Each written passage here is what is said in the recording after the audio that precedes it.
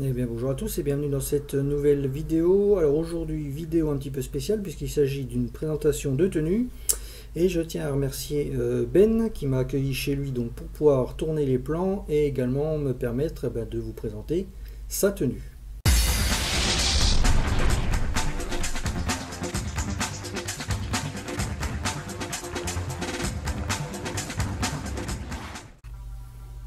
Alors si vous pensez que les tenues françaises sont un petit peu fades, que les tenues US et contracteurs commencent par vous sortir par les trous de nez et que vous n'êtes pas trop fan de Tonton Vladimir, eh bien cette tenue devrait vous plaire puisqu'il s'agit d'une tenue d'inspiration force spéciale tchèque en version 2016 et en camo VZ95.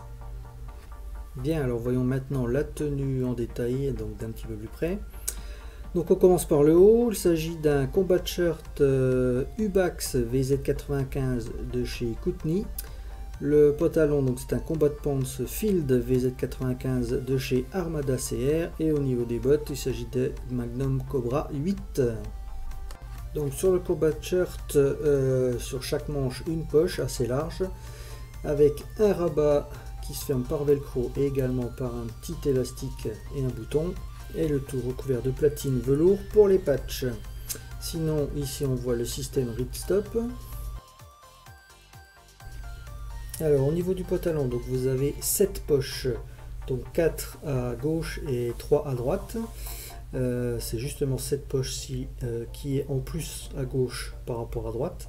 Ce sont des poches assez larges, donc qui permettent de ranger pas mal de choses, qui se ferment par un rabat grâce à à chaque fois deux boutons, donc pour pouvoir sécuriser les poches.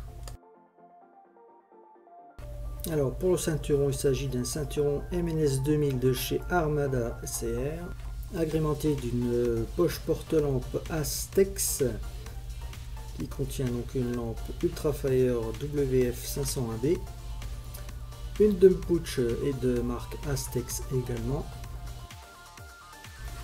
Et pour les petites soifs, une gourde de 1 litre avec sa housse MNS 2000, toujours de chez Armada CR. Présent également donc 2 attaches pour plaque de cuisse pour holster CQC, mais ça on y reviendra tout à l'heure. Et niveau protection, donc des genouillères de marque Alta Tactical en couleur OD avec un système d'attache rapide. Et remarquez qu'au niveau des sangles, celle du haut est élastique alors que celle du bas est en nylon simple. Donc au niveau des bottes, ce sont des Magnum Cobra 8.0 version 1 de couleur noire, mais n'importe quelle botte de même couleur peut très bien faire l'affaire. Et donc pour accueillir une réplique de poing, donc une plaque de cuisse molle universelle de chez Dasta, qui possède 2 poches porte-chargeur, avec également une petite poche intérieure pour mettre des choses un petit peu plus petites. Et donc sur cette plaque de cuisse, il y a donc un holster CQC pour P09 avec adaptateur molly, donc pour pouvoir la fixer dessus. Alors concernant le gilet, donc il s'agit d'un gilet tactique Raptor 1 VZ95 de chez Armada CR. Donc là il est équipé de 3 poches doubles pour chargeur VZ58, donc de chez Aestex. Alors sachant qu'à l'origine le gilet est fourni avec 3 poches pour chargeur type 556, et donc ils ont été remplacés par ces fameuses 3 poches. Alors on peut également trouver donc 2 poches universelles pour transporter du matériel, donc ici les fumis, donc ce sont des poches de chez Aestex, une autre pour différents autres matos, piles, lampes, etc. Donc toujours pratique d'avoir ce genre de poche cargo. Alors sur le côté du gilet vous avez également des rangements, donc là on peut mettre un gilet jaune par exemple pour dire qu'on est out. Donc autre poche, il s'agit d'une poche PMR de marque Aestex pour pouvoir y ranger un des petits tubes par exemple. Donc, très pratique, ça peut servir en OP. Alors et pour les MacGyver en herbe, le petit rouleau de scotch qui va bien pour pouvoir tout réparer y compris un moteur de bagnole. Et pour le système de com, donc il s'agit d'une radio Midland G9+, un PTT ZU94 et une repro de Bowman, le tout de chez Z Tactical. Une platine velcro velours donc pour pouvoir placer les patchs. Donc sinon niveau sangle, il s'agit d'une sangle MS3 de chez FMA, donc c'est une sangle 1.2 points.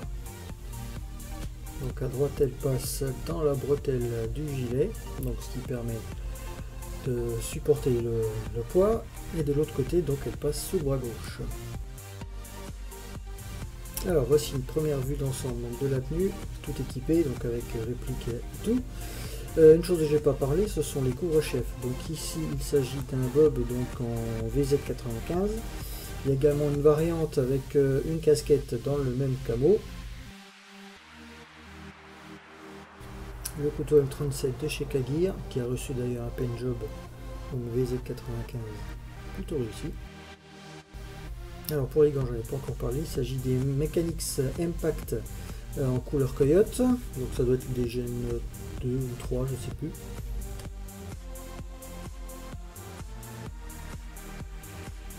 Et voici donc la deuxième variante avec un casque avec pas mal d'accessoires dessus, donc on va voir ça en détail.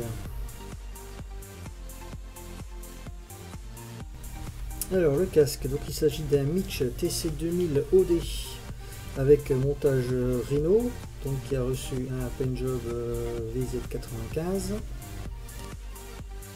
Dessus on peut voir des volets X800, alors uniquement pour la déco, une bretelle de rétention de lunettes, donc ainsi que des sangles Emerson donc pour maintenir le masque sur le casque. Alors, petite vue sur le système de branchement de la caméra, donc il s'agit d'une EJ4000, donc c'est un clone de GoPro. On voit ici le boîtier avec un paint job dessus, et là on voit donc le système d'alimentation, donc qui est un powerbank qui est planqué dans une repro de MS2000 de marque FMA. Donc pour les lunettes de protection, il s'agit de modèle Wiley-X Saber avec verre fumé, et la cagoule, ça c'est pour l'hiver quand il fait pas chaud. Alors à propos des répliques, donc il y a deux répliques principales, donc des répliques longues AEG. Alors tout d'abord le CZ Samopal Vesor 58V de chez Ares. Alors équipé d'un laser vert avec souche de portée ainsi que d'une poignée angulaire AFG2, d'un Red Dot Swiss Arms type Aimpoint M2. Alors, cette réplique a reçu un paint job et le top cover ainsi que garde-main ont été changés. Alors la deuxième réplique, il s'agit du CZ Bren 805A1 de chez ASG, équipé d'une lampe LED Lancer P7 QC ainsi que d'un boîtier D-Ball Element et d'une poignée bipied. On y trouve également des organes de visée de type flip-up ainsi qu'une repro de MNVS, donc Red Dot. Et la gearbox a reçu un MOSFET PNJ M2 de chez Grizzly Airsoft. Et enfin la réplique de pointe, donc il s'agit d'un CZ75 SP01 Shadow GBB de chez AEG, équipé d'une lampe UTG, mais ça pourrait très bien être un CZP09, ça fera très bien l'affaire. Et bien voilà, cette vidéo est terminée, j'espère qu'elle vous aura plu. Dans la description de la vidéo, je mettrai la kit list complète donc, de tout ce qu'on a vu ici. Je mettrai également quelques annotations ici ou là donc, sur la vidéo pour vous renvoyer vers des reviews que j'ai déjà fait éventuellement de certains matériels. N'hésitez pas à commenter, liker, à vous abonner comme d'habitude, à aimer ma page Facebook également. Je remercie encore Ben donc, de m'avoir accueilli chez lui donc, pour faire cette vidéo. Et sur ce, je vous souhaite une bonne journée, que l'airsoft soit avec vous et à la prochaine. Ciao!